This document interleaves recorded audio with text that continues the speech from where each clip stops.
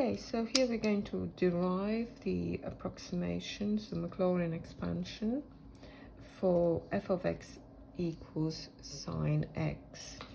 So let's begin. So f of x is equal to sine x.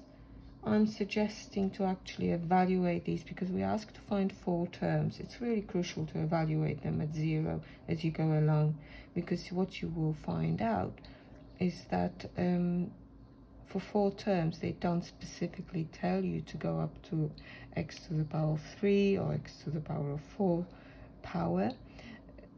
You don't know how many terms would disappear because the coefficient will become 0 of the derivative at that of that magnitude is equal to 0. So f of 0, there you go, the first term will be 0, sine 0, 0. Let's differentiate our sine. Remember, sine goes to cos. Let's evaluate it. F dash of 0, cos is equal to 1. Okay, f double dash of x, that cos goes to minus sine.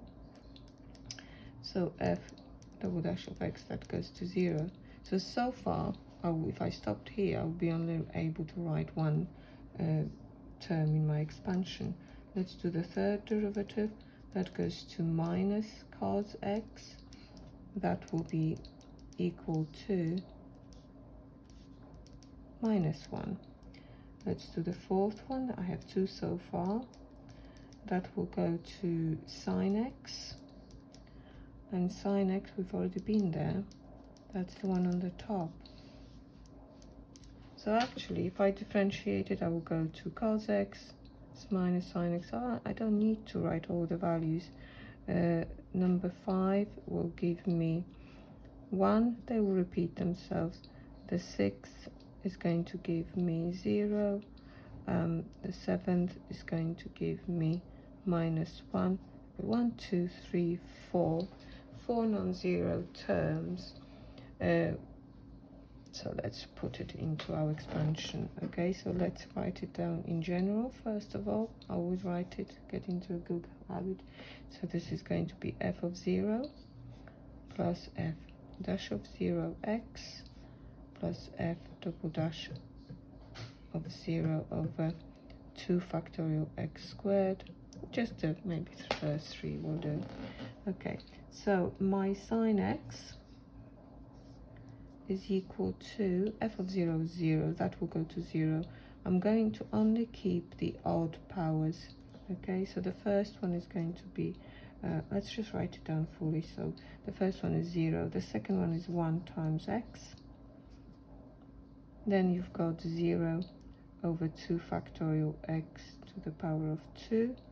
Then I'll have minus 1 over 3 factorial x cubed plus 0 over 4 factorial x to the power of 4 minus, you don't need to write them out, just thought it was nice to show it fully, 6 factorial x to the power of 6 minus, we already had a minus, so the next one is going to go to plus. Just check, plus, minus, this one should have been a plus, and that was to the power of 5. I was doing it too quickly, so this one does go to minus 1 over 7 factorial x to the power of 7. So let's just eliminate these. You're left with x minus 1 over 3 factorial x cubed plus 1 over 5 factorial x to the power of 5 minus 1 over 7 factorial x to the power of 7. Perfect. So what do we need to do? You're right, sweetheart. Okay, just let me finish this. Okay, so the part B, we've got to find, using our polynomial approximation, Maclaurin expansion, what sine 10 degrees is. Okay, now, probably have enough room over here, so no, let's use a fresh part. Okay, so what you need to remember, anything to do with calculus, anything to do with Maclaurin series, if you've got trig functions, we've got to work in radians. So 10 degrees needs to be converted into radians, so you need to multiply 10 degrees by pi, give it pi, and divide by 180. So this is going to be pi over 18. Okay, radians. You don't need to write it down, but there you go. So actually we're defining what sine pi over 18 is going to be equal to. So let me just, I can see my expansion still here.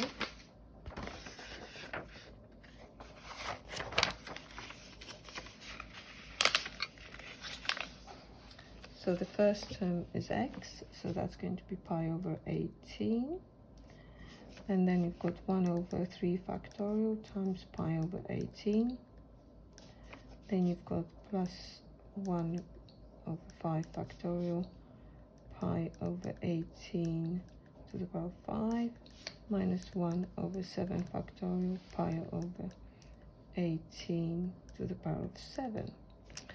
How would you put it into the calculator? Well, I would write it first of all using ANS keys as a general.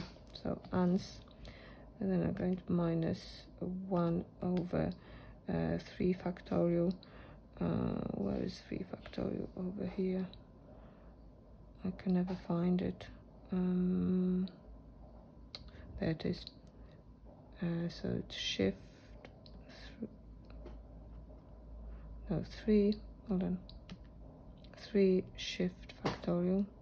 There you go, I'm not very good at calculators. A cubed. Then you've got plus again 1 over, let's put 5 shift factorial. And then you've got ANS to the power of 5. And last term, it's going to be minus 1 over 7 shift factorial. And then ANS to the power of 7. Okay, that will give me a random answer because I did not put the value, but we've got to now put pi over 18. So it's pi divided by 18 is becoming my answer now. Scroll up. Okay, so the answer is 0.17364817777. What they haven't asked us to round it, so if you're not sure, just put the whole string of digits from your calculator. Okay, so you now can go on to exercise 2C and have a go at the questions in that section. Enjoy.